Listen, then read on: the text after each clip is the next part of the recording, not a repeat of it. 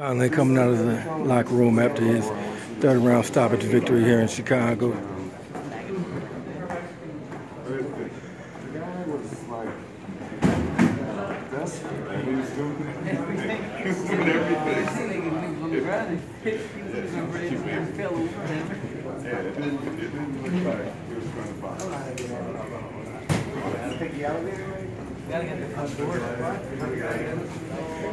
So, Mick, when do you think you're going to fight in Ireland? We'll fight in Ireland December. December? Yeah, December.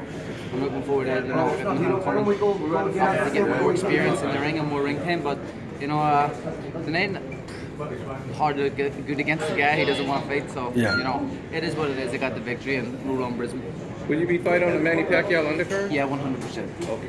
You're going to bring the Irish out in Australia? Yeah, I've already had like 2,000 people contact me, so, you know, there's going to be an awful lot of Irish in Australia, and something that I'm really looking forward to. Do you feel you're improved since the last fight? I know I'm a lot better than I was since the last fight, but performance-wise, I don't think it was as I don't think it was great, but it is what it is. You know, a guy who just didn't want to fight, and you know he's never been stopped before, and he knows how to survive. So you know he done his best to survive, and it was just.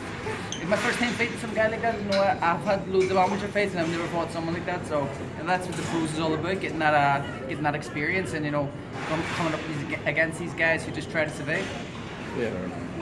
Yeah, I think he was surprised with how hard your body shots were. And you were mixing it up, going up top and going down low, and you really surprised him with a left to the solar plexus. Yeah. And he was really trying to buy time to survive by trying to hold on.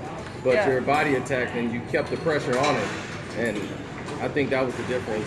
Yeah, I think so. Once it started going to the body, it started to work. You know, I think worked better going to the body. I just, when I was going to the head, he was like raiding the shots and stuff. So you know, it was hard to catch him clean.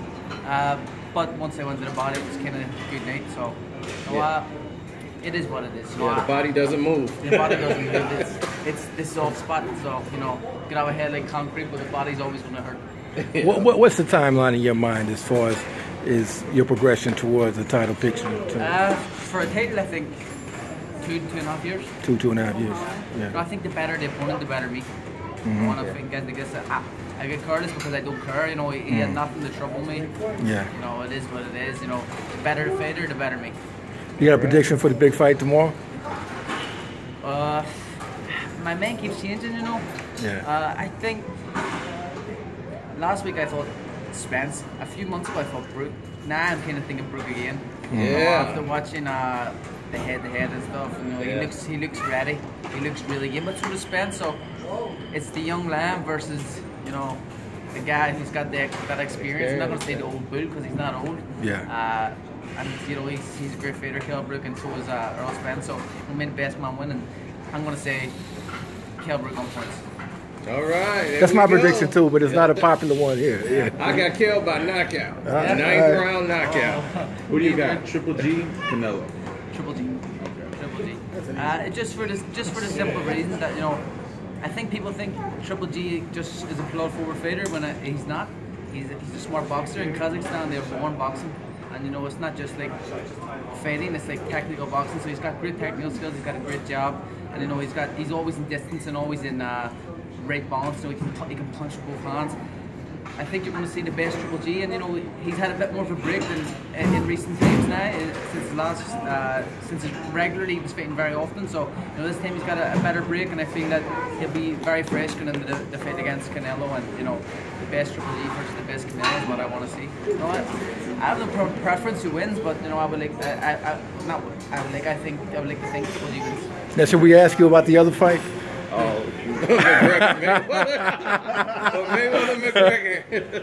When you look at it and put it in paper, the only man that's going to win is Mayweather.